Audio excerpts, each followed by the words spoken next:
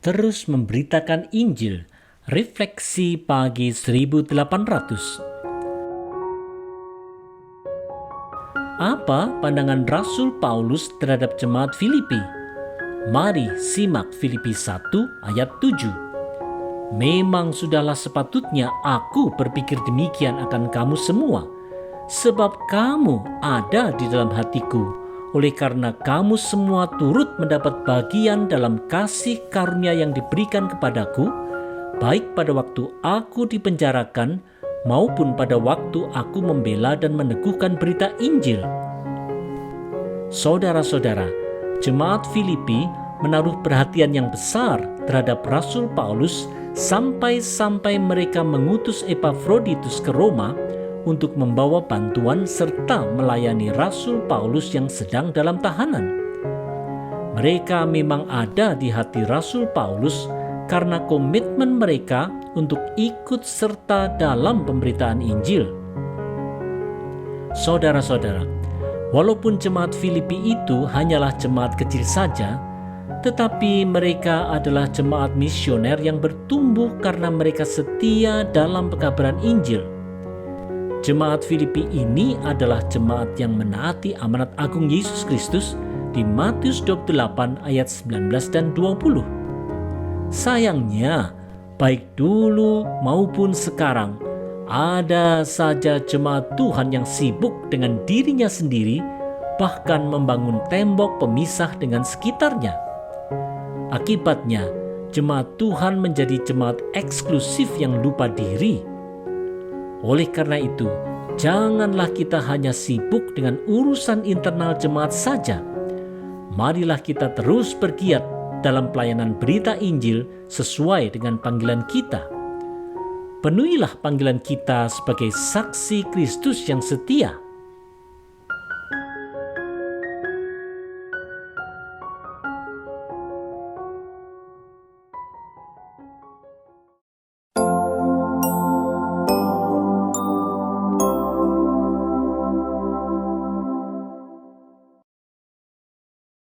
Saluran kasih mesra Kristus. Refleksi pagi 1801.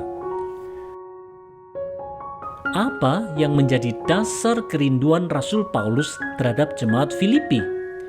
Ini yang dituliskan di Filipi 1 ayat 8. Sebab Allah adalah saksiku, betapa aku dengan kasih mesra Kristus Yesus merindukan kamu sekalian. Saudara-saudara, di awal berdirinya jemaat Filipi, Rasul Paulus dan Silas telah mengalami aniaya dan penjara seperti yang diceritakan di Kisah Para Rasul 16. Mereka pun kemudian mengalami pertolongan Tuhan sehingga mereka bisa terbebas. Pengalaman ini tentu terus mengingatkan akan kasih mesra Kristus Yesus yang begitu besar. Seperti Kristus telah memerhatikan Rasul Paulus senantiasa dalam berbagai kesulitan dan tantangan, demikian juga perhatian Rasul Paulus terhadap jemaat Filipi. Saudara-saudara, menjadi saluran berkat dan kasih mesra Kristus adalah hal yang perlu terus diupayakan dalam kehidupan setiap orang percaya. Inilah yang diteladankan Rasul Paulus bagi kita semua. Di dalam kehidupan masa kini, kasih mesra Kristus seharusnya mendorong kita untuk bersolider dengan pergumulan dan penderitaan orang lain. Hanya saja, seringkali kita justru membangun tembok-tembok pemisah, baik tembok pemisah status sosial, kekayaan, orientasi politik, ataupun prasangka negatif. Akibatnya, kita sebagai orang percaya tidak lagi menjadi saluran berkat dan kasih mesra Yesus Kristus kepada sekitar kita. Mari kita bertobat dan kiranya Roh Kudus menolong kita untuk berubah.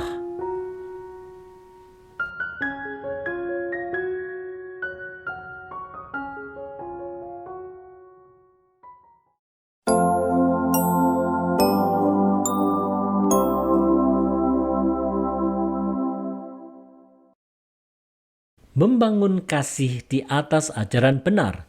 Refleksi pagi 1802. Apa doa Rasul Paulus bagi jemaat Filipi?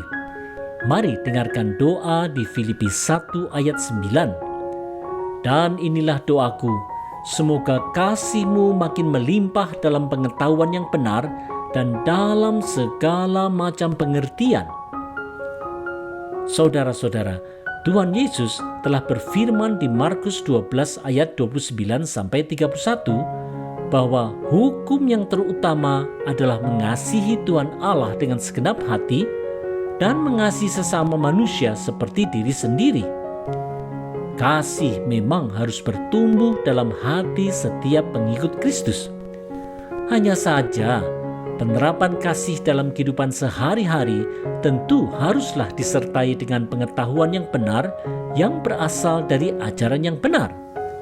Kasih memang tidak boleh diterapkan dengan membabi buta dan tetaplah memerlukan akal sehat. Saudara-saudara, seseorang yang mengasihi tanpa pengetahuan yang benar bisa saja terjebak pada fanatisme yang membabi buta serta merasa benar sendiri. Akibatnya, kasih yang seharusnya sabar, lemah lembut, tidak cemburu dan tidak sombong seperti di 1 Korintus 13 ayat 4 itu menjadi tergantikan dengan upaya pemaksaan kehendak di dalam sikap arogansi bahkan kekerasan. Dasar ajaran yang benar yang diterapkan dengan akal sehat serta kerendahan hati menjadi sangatlah penting guna membangun kehidupan kesaksian yang memuliakan Tuhan. Oleh sebab itu, marilah kita belajar menggunakan akal sehat dalam menerima ajaran. Mari kita dasarkan kasih kita pada ajaran yang benar dan waspadalah terhadap ajaran sesat.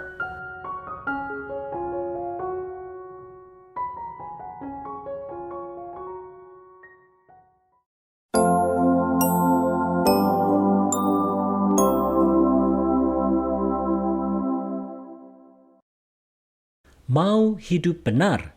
Refleksi pagi 1803. Mengapa penting bagi kita untuk dilimpahi Tuhan dengan pengetahuan yang benar? Filipi 1 ayat 10 dan 11 memberitahukan maksud Tuhan.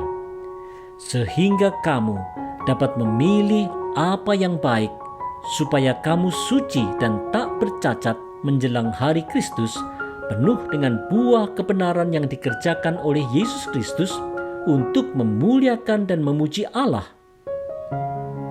Saudara-saudara, bila orang percaya mau mengarahkan hatinya untuk belajar pengetahuan yang benar dari firman Tuhan, maka ia akan berhikmat untuk memilih hal-hal yang baik, suci, dan tak bercacat yang dikenan Tuhan.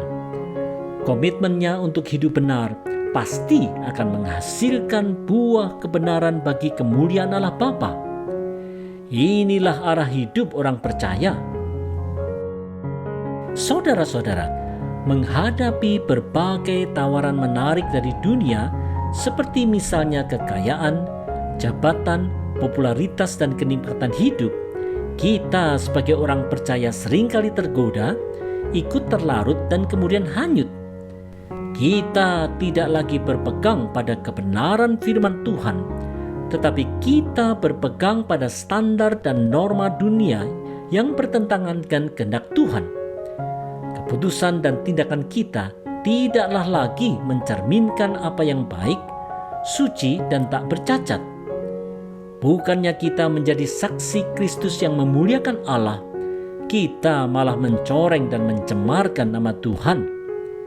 Ini tentu bukan arah hidup yang dikehendaki Allah. Karenanya, janganlah kita berlambat-lambat untuk bertobat. Mari hidup benar.